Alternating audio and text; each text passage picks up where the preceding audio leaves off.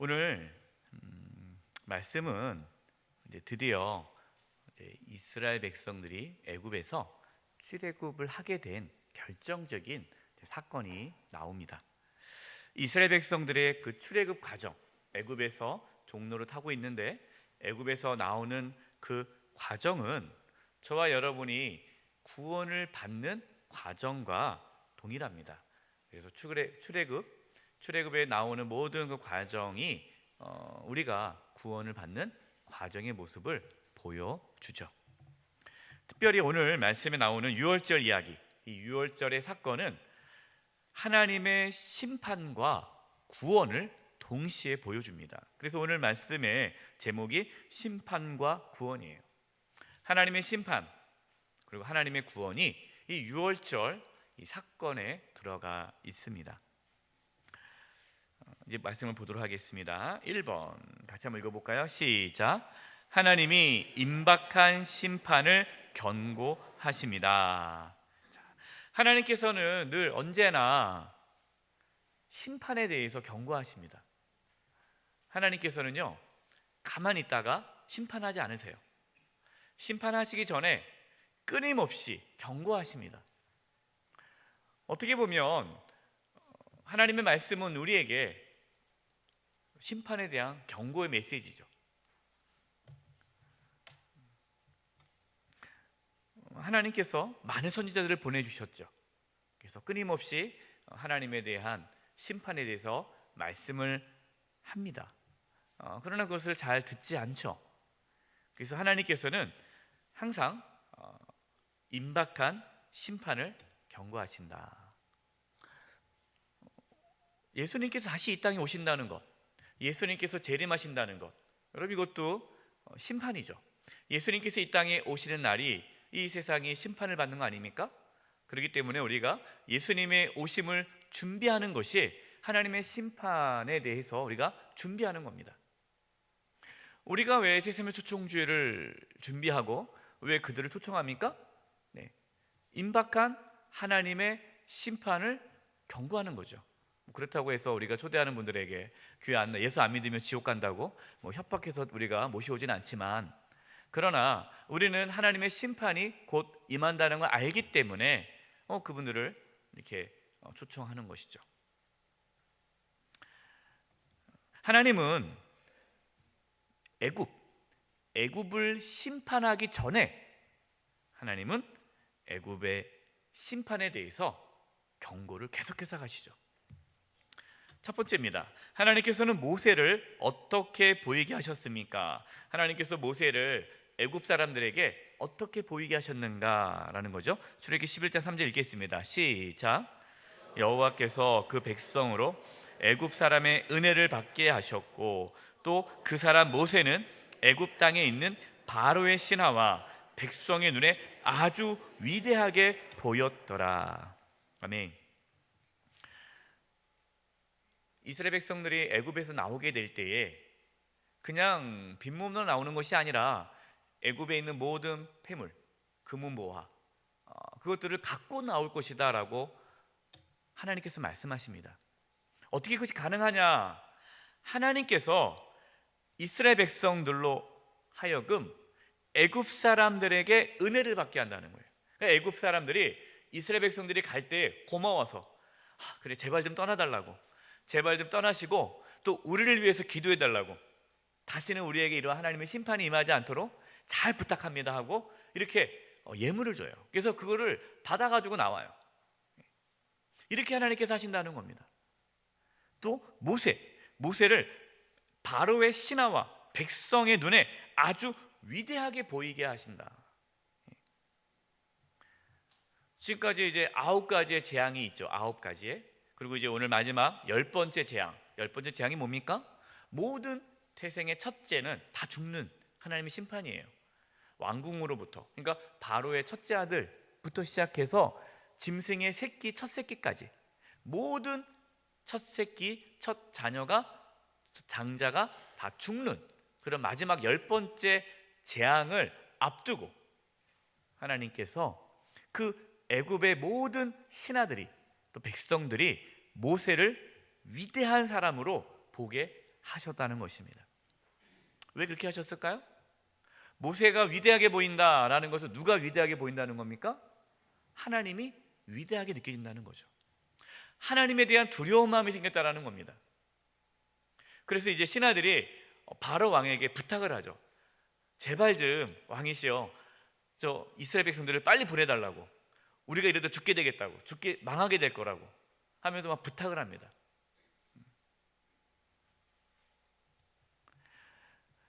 하나님은 이렇게 하나님의 심판이 임하기 전에 하나님에 대한 두려운 마음을 줍니다. 이게 경고죠. 여러분, 이것이 하나님의 은혜입니다. 우리가 하나님에 대한 두려운 마음을 잃어버리면 우리는 하나님의 심판에 대한 경고를 무시하게 됩니다. 그래서 하나님을 두려워하는 마음을 우리는 놓쳐서는 안 됩니다. 그리고 저와 여러분의 삶을 통해서 사람들이 하나님을 두려워할 수 있는 마음을 가질 수 있기를 바랍니다. 모세처럼 저와 여러분의 그 모습 속에서 야, 하나님이 살아계시는구나. 그래서 저와 여러분을 세상 사람들이 위대하게 볼 수 있는 그런 은혜가 있기를 바랍니다. 예수 믿는 사람들은요, 세상 사람들에게 만만하게 보여서는 안 돼요. 그들이 하나님을 모르지만, 예수님을 모르지만 예수 믿는 사람들을 함부로 할 수 없는 그러한 영적인 힘이 느껴져야 돼요. 그래서 예수님을 잘 믿는 사람들은요, 함부로 하지 않습니다. 거기 보이지 않는 뭔가 모르는 그러한 영적인 두려움이 있어요. 그래서 그러한 영적인 힘이 우리 가운데 있어야 되죠. 그래서 여러분들이 직장에서나 또 이웃들에게나 누구를 만나도 예수 믿는 사람이 갖는 그러한 영적인 권위죠. 이러한 예수 믿는 사람들을 다르게 보는 그런 은혜가 있기를 바라요. 한국 교회가 초창기 땐 그랬어요. 그래서 교회 다니는 사람들을 두려워했습니다. 이렇게 존중했고 이렇게 함부로 대하지를 못했어요. 아마 이제 주변에서 그런 분들이 있어요. 교회는 안 다니는데 문제가 생기면 꼭 연락하죠. 기도 좀 해달라고. 본인은 안 다니는데 그래서 왜 나한테 부탁하냐 했더니 우리 누구네 엄마가 당신께서 선생님께서 기도해 주면 될 것 같다고 이렇게 부탁하는 분들이 계세요. 그렇지 않나요? 있죠. 그게 왜 그러냐면 자기는 잘 모르지만 하나님에 대해서 그분의 모습 속에서 하나님의 어떠한 능력이 보이기 때문에 부탁을 하는 겁니다. 그래서 여러분 그때마다 아니 뭐 교회도 안 다니면서 무슨 부탁합니까 하지 마시고 알겠다고 기도해 주겠다고, 그러나 하나님께서 하실 거라고 대신에 하나님께 나오시기 바란다고 이렇게 할 수 있기를 바랍니다. 이런 영적인 권위가 있기를 바랍니다.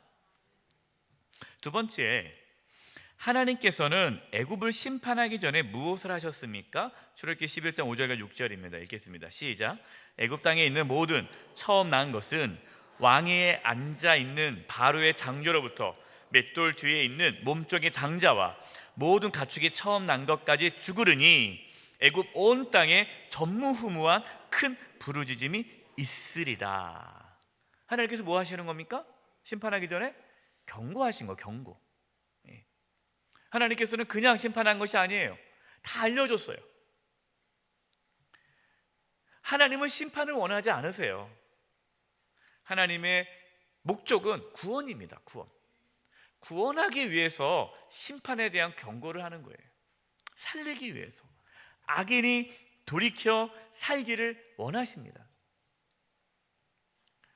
그래서 하나님은 선지자를 보내는 거고 우리에게 말씀을 주시는 거예요. 우리에게 여러 가지 그런 상황들을 통해서 우리에게 경고하십니다. 여러분 그 경고할 때 그 경고를 무시하지 마시기 바랍니다. 영적인 민감성이 있어야 돼요. 뭔가 하나님께서 뭔가 사인을 주실 때에 여러분들을 빨리 깨닫고 더 이상 악을 이렇게 진척시키면 안 돼요. 거기서 딱 멈춰야 돼요. 그리고 회개하고 돌아서야 됩니다. 잘 사니까 괜찮나 보다. 여기까지 괜찮나 보다. 여러분, 여기까지 괜찮은 것이 아니라 하나님이 기다려주는 거예요. 하나님이 기다릴 때 빨리 돌아오셔야 돼요. 근데 괜찮네? 이 정도는 봐주나 보지? 하고 자꾸만 조금 더 해볼까? 조금 더 해볼까 하다가 이제 하나님께서 계속 경고를 했는데 그것이 돌이키지 않으면 또 하나님의 그때에 하나님 우리를 징계하십니다. 그렇기 때문에 하나님의 사인이 있을 때 돌이킬 수 있는 지혜가 있기를 바랍니다. 하나님은 그렇게 갑자기 조용히 계시다가 확 징계하지 않으세요. 우리가 깨닫지 못해서 그렇지 분명히 말씀하시는데 우리가 듣지 않아서 그래요. 그래서 하나님의 말씀을 가까이 해야 합니다. 근데 하나님 말씀을 가까이 하면 가까이 할수록 하나님 말씀을 통해서 우리에게 깨닫게 해주시는 게 있어요. 그러지 말아라, 이제 멈춰라, 더 이상 안 된다. 그럴 때 여러분들이 멈추셔야 돼요.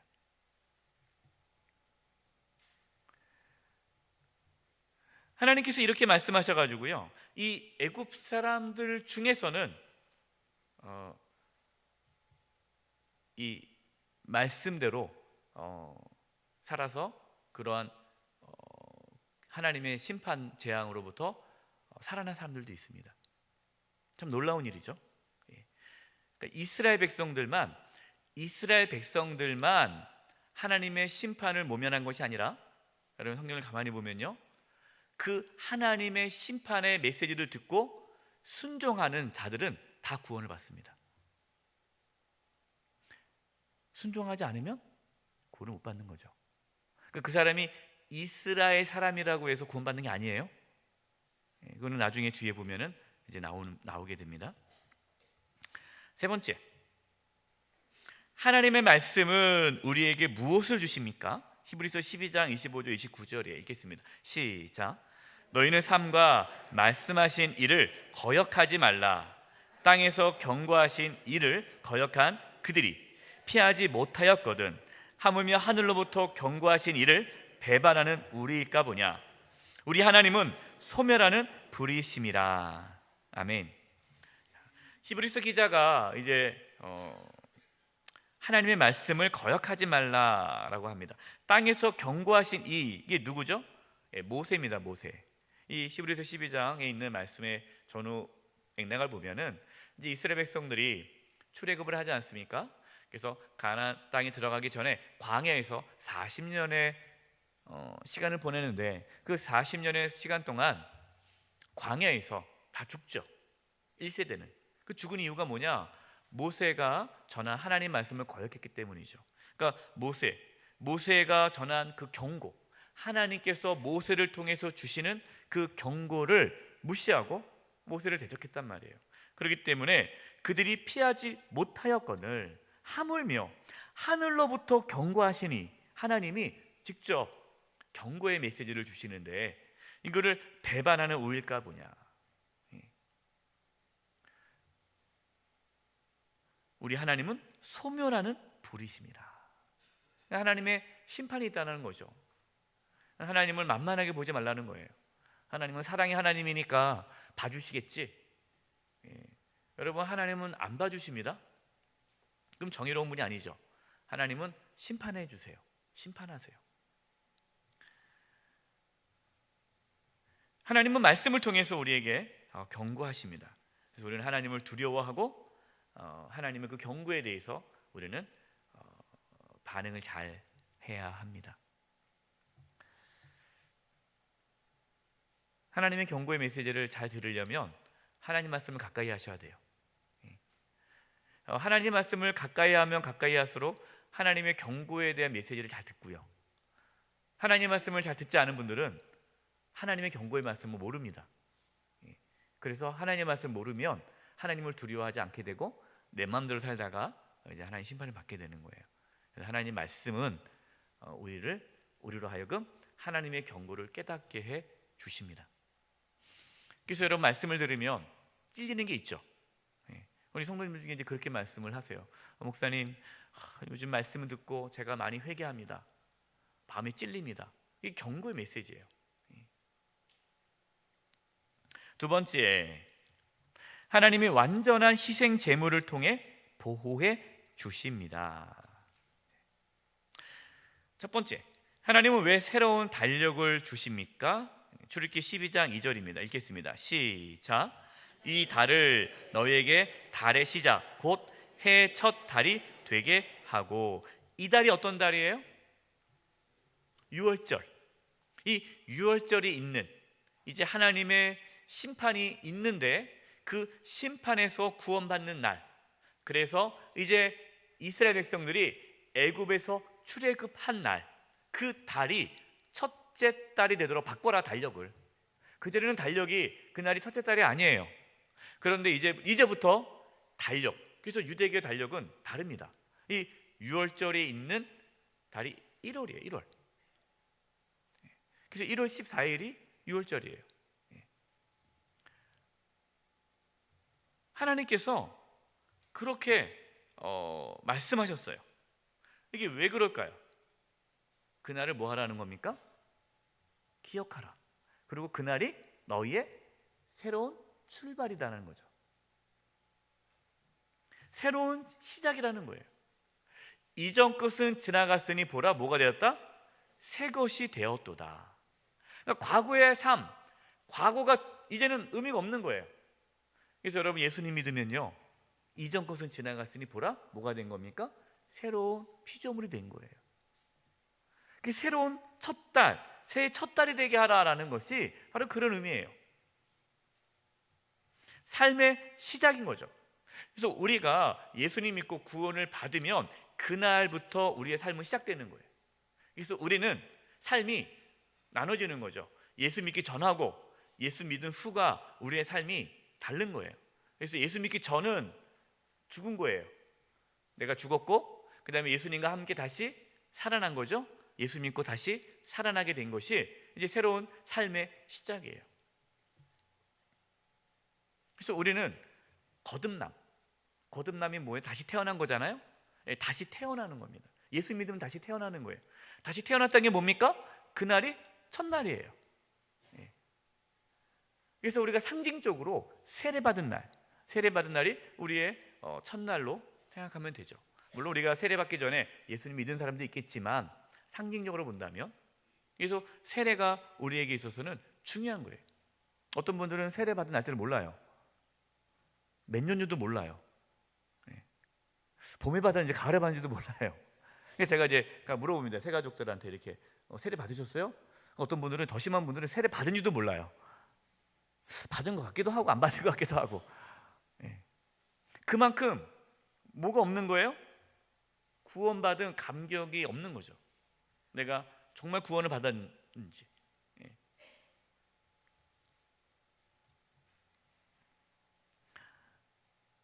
그래서 우리는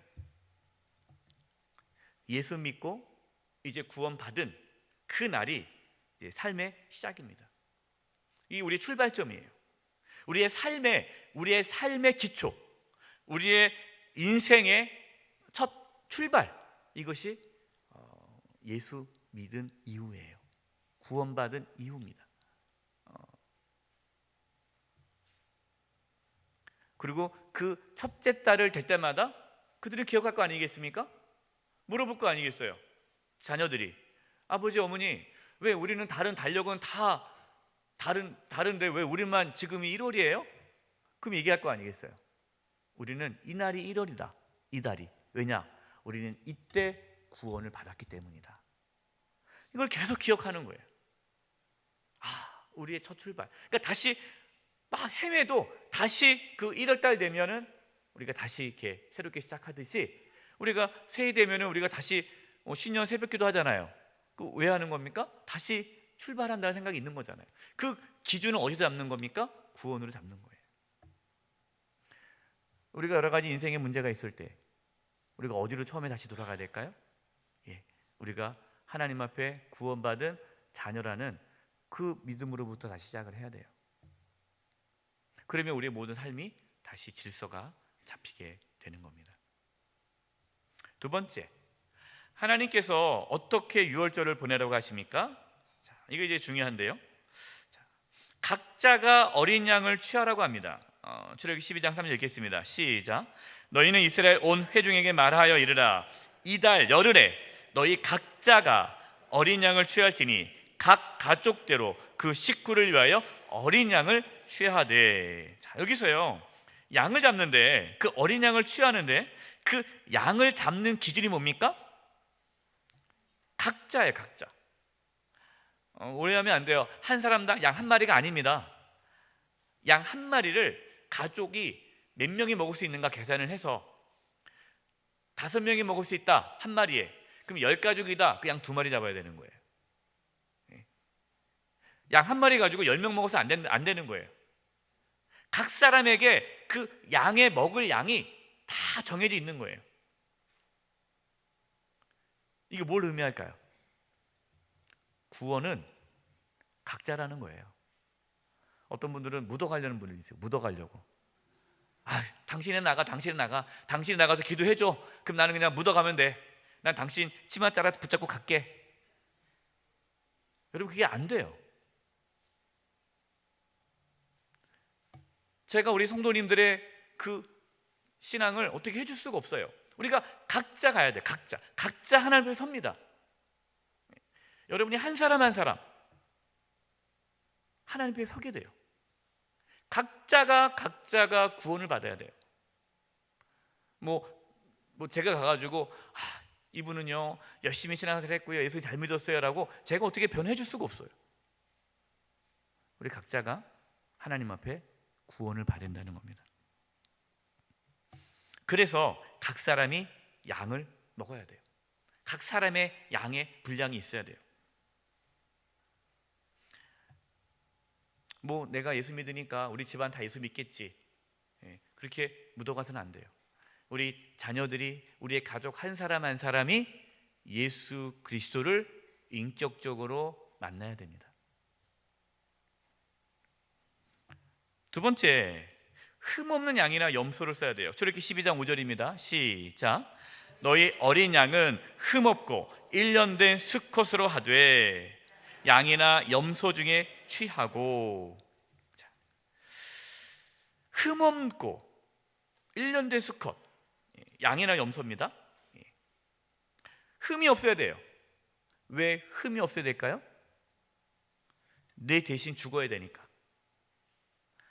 여기서 흠이 없다라는 것은 우리의 죄를 대신 짊어져야 되기 때문에 죄가 없는 양을 의미하기 위해, 양은 죄 그런 거 없잖아요. 그러니까 상징이죠. 흠이 없다라는 것은 우리의 죄를 대신 짊어질 수 있는 양이어야 한다는 거예요. 흠이 있으면 안 되는 거예요. 나 대신 죽어야 되기 때문에 흠이 있으면 안 돼요. 흠이 있는 것은 흠 때문에 죽는 거예요. 그래서 예수님께서 흠이 없는 어린 양으로 오신 거죠. 예수님은 죄가 없지 않습니까? 예수님이 죄가 없으시기 때문에 저와 여러분의 죄를 대신 짊어지실 수가 있는 거예요. 그래서 예수님이 하나님의 어린 양으로 오신 거죠. 세례요한이 얘기하지 않습니까? 세상 죄를 짊어지고 가는 하나님의 어린 양을 보라. 예수님께서 흠 없는 양으로 오신 거죠. 세 번째, 피를 바르고 고기를 먹으라 그랬습니다. 피를 바르고, 그 양을 잡아가지고 이제 피를 바르고 고기를 먹으라. 출애굽기 12장 7절과 8절입니다. 읽겠습니다. 시작. 그 피를 양을 먹을 집 좌우 문설주와 임방에 바르고 그 밤에 그 고기를 불에 구워 무교병과 쓴 나물과 아울러 먹되. 피를 바르지 않으면, 또 고기를 먹지 않으면 어떻게 됩니까? 구원을 못 받는 거예요.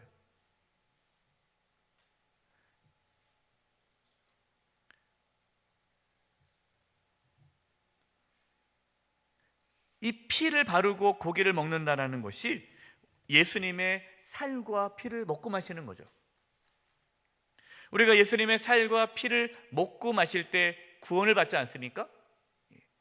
먹는다라는 표현을 써요. 먹는다. 예수님의 살과 피를 보고 구원받는 게 아니에요. 먹어야 구원을 받아요. 이게 뭐냐면 우리가 예수님께서 나의 죄를 대신 짊어지시고 십자가에서 죽으셨다라는 것을 내가 지식적으로 안다고 해서 구원을 받는 게 아닙니다. 지식이 뭡니까? 그냥 보는 거예요. 그건 아는 거죠. 여러분, 그 지식이 구원을 받는 게 아닙니다. 먹어야 돼요. 먹는 게 뭡니까? 경험이죠. 체험이죠. 예수님을 우리가 인격적으로 만난다는 것이 바로 이걸 말하는 거예요. 예수님께서 나의 죄를 대신 짊어지시고 십자가에서 죽으심으로 내가 죄사함 받았다라는 것이 머리가 아니라, 지식이 아니라 내가 경험적으로, 그걸 내가 느껴지는 거죠. 경험하는 거죠. 이것이 예수님의 살과 피를 먹고 마시는 거예요.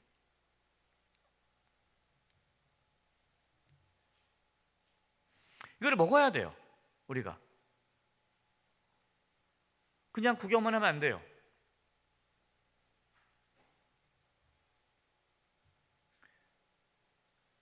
교회 다닌다고? 모태신앙이라고? 그것이 구원을 주는 조건이 아니라 피를 바르고 고기를 먹어야 된다는 거예요.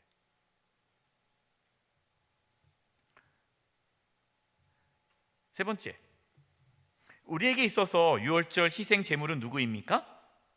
고린도전서 5장 7절 시작. 너희는 누룩 없는 자인데 새 덩어리가 되기 위하여 묵은 누룩을 내버리라.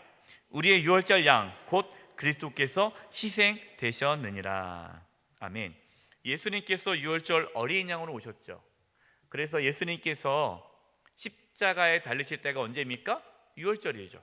유월절에. 그래서 유월절 만찬을, 최후의 만찬을 한 거 아닙니까?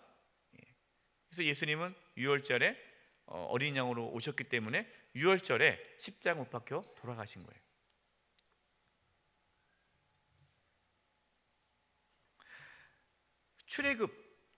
출애굽기 나와 있는 이스라엘 백성들이 애굽에서 나오는 결정적인 것은 장자의 죽음이죠. 10번째 재앙.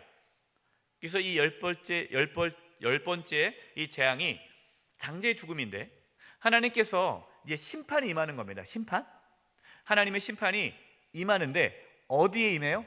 모든 사람에게 임합니다. 그 전에는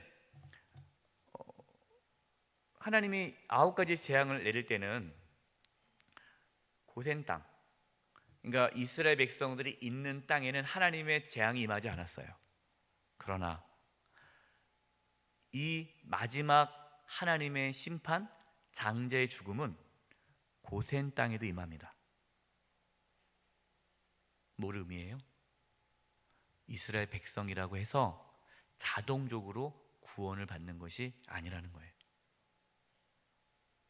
또한 내가 이스라엘 백성이 아닐지라도 그 하나님의 말씀대로 똑같이 그렇게 양을 잡아다가 피를 바르고 양을 집에서 먹은 자는 하나님의 심판을 면하게 됩니다.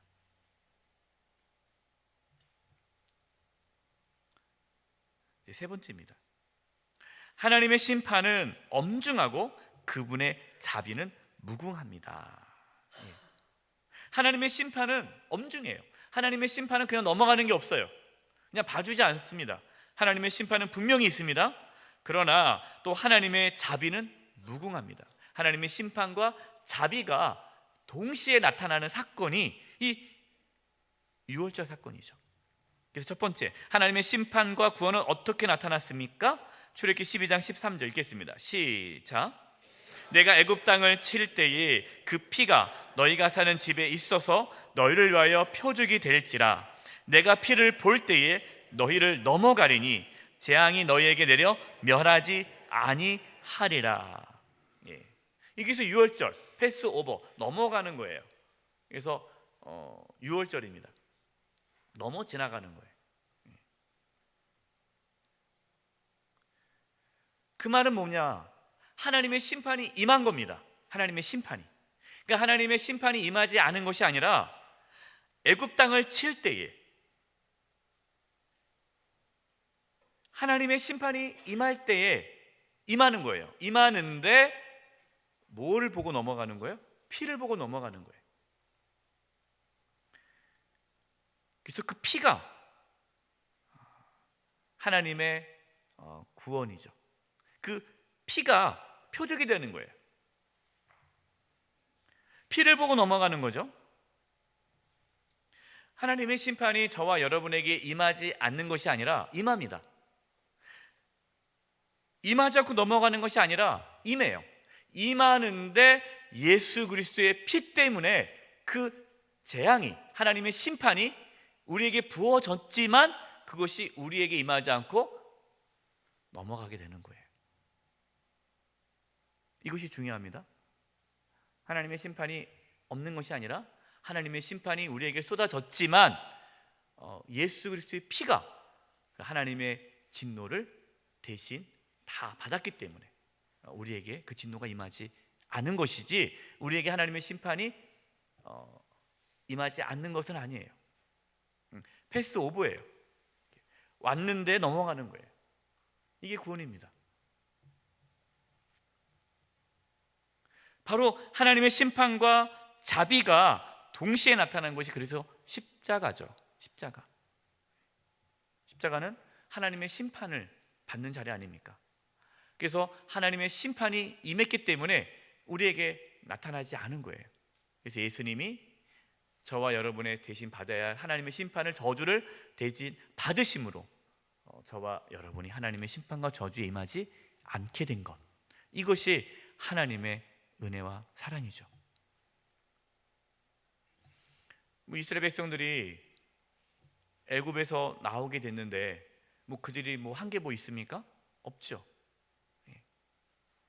그 피를 바르고 양을 먹었기 때문에 살아난 겁니다. 똑같아요. 저와 여러분이 어떻게 하나님의 심판으로부터 면할 수 있습니까? 우리도 예수 그리스도의 피, 그 예수님께서 우리를 위해서 십자가 흘려주신 그 피가 우리를 지켜주는 거예요. 보혈이, 예수 그리스도의 보혈.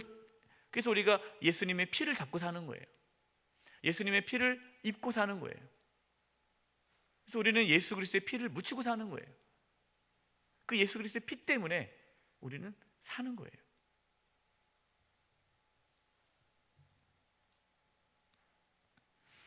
두 번째, 유월절의 은혜를 받은 우리는 어떻게 살아야 합니까? 고린도전서 11장 26절입니다. 시작. 너희가 이 떡을 먹으며 이 잔을 마실 때마다 주의 죽으심을 그가 오실 때까지 전하는 것이니라. 아멘. 우리는 유월절을 지키지 않아요. 이단들을 보면요, 이단 중에 이제 이렇게 얘기합니다. 유월절을 지켜야 되지 않느냐, 안식일을 지켜야 되지 않느냐, 이렇게 하는데 그 유월절을 지켜야 된다고 하는데 우리는 유월절을 지킬 필요가 없어요. 왜냐하면 예수님께서 이미 유월절 어린 양으로 다 이루어졌기 때문에. 우리는 뭐만 하면 되는 거예요? 예수님의 죽으심을 기념하기 위해 성찬식을 하는 거예요. 그래서 우리는 성찬식이 중요합니다. 어떤 분들은 이 성찬 예식을 중요하게 여기지 않은 분들이 있는데 성찬 예식은 정말 중요한 예식이에요. 우리가 이 성찬에 참여함으로써 예수님의 피와 살을 먹고 마시지 않습니까? 이것이 우리가 유월절, 지금으로 말하면은, 구약에 말하면은 우리가 그것이 성만찬이 우리에게 유월절이죠. 그래서 우리가 성찬을 할 때마다 예수 그리스도의 죽으심을 우리가 기념하는 거예요. 사실 원래 초대교회는요, 초대교회는 매주 성찬을 했습니다. 매주. 그래서 매주 성찬을 하는 것이 올바라요. 근데 우리는 매주 못해요. 시간이 없으니까. 왜? 1시간 만에 예배를 다 끝내야 돼요. 1시간 넘어가면은 교인들이 싫어하니까. 그래서 제가 어떤 신방 갔더니 어느 권사님이, 목사님 옛날 김종수 목사님 때는요 설교가 1시간이었어요. 예배가 2시간이고요 막 그랬어요. 너무 좋았다는 거예요. 그래서 제가 그래요? 그럼 저도 그렇게 해야 될까요? 아니요, 지금이 딱 좋아요. 지금은 1시간이 딱 좋습니다. 그러더라고요. 사실은 매주 해야 돼, 매주. 왜 그러냐?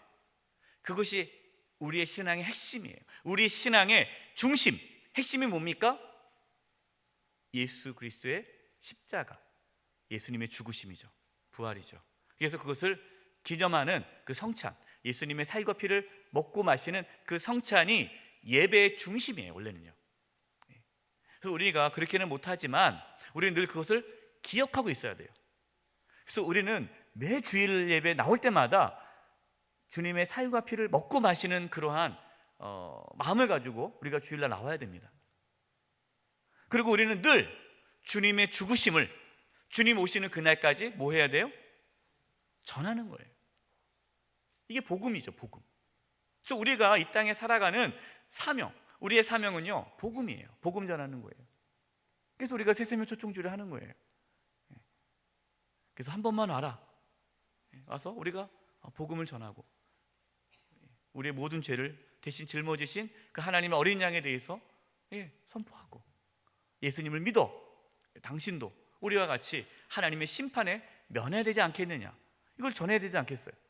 이걸 전하지 않으면 모르잖아요. 그래서 우리가 이 사명을 감당하는 것입니다. 하나님의 심판은 있습니다. 우리 한 사람 한 사람 하나님 앞에 서게 됩니다. 그래서 지난 주일에 제가 말씀을 드렸죠. 제가 최근에 이제 환상을 본 이야기를 해드리지 않았습니까? 예. 하나님 앞에 딱 서는데 내세울 게 하나도 없어요. 하나님 앞에 서게 되면요, 우리는 아무것도 선한 게 없습니다. 우리에게는 오직 예수 그리스도의 피밖에 없어요.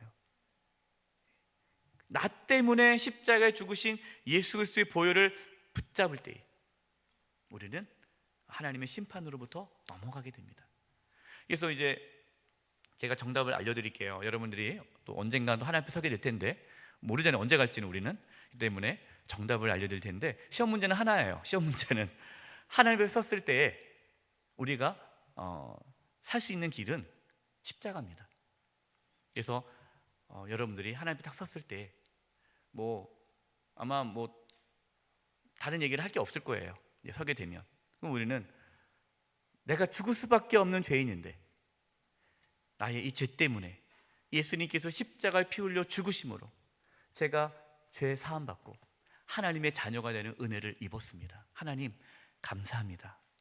그러면 하나님께서 하나님의 심판을 면해 주는 거예요.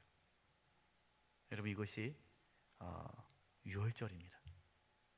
저와 여러분은 예수 그리스도 십자가의 은혜로 구원받았습니다. 이 십자가의 은혜를 늘 간직하고, 그것이 우리의 삶의 시작이에요. 그래서 구원의 감격이 회복될 때 우리의 삶이 달라지는 거고, 우리의 모든, 그래서 인생에 여러 가지 문제가 있고 막 힘들 때 어디로 가야 돼요? 십자가로 가야 돼요. 그러면 우리의 삶이 다시 리셋, 다시 재조정되면서 다시 우리의 삶이 시작되고 우리의 삶에 놀라운 구원의 역사가 나타나게 될 것입니다. 이 은혜가 있기를 간절히 축원드립니다. 기도하겠습니다. 하나님의 심판을 저희가 받을 수밖에 없는데 예수님께서 대신 하나님의 심판을 받으시고 십자가에서 피 흘려 죽으심으로 저희가 하나님의 심판을 면하게 됨을 고백합니다. 그 십자가의 은혜를 저희가 잊지 않게 해주시고 주님 오시는 그날까지 주의 죽으심을 전하는 저희 모두가 되게 도와 주시옵소서. 예수님의 이름으로 기도드립니다. 아멘.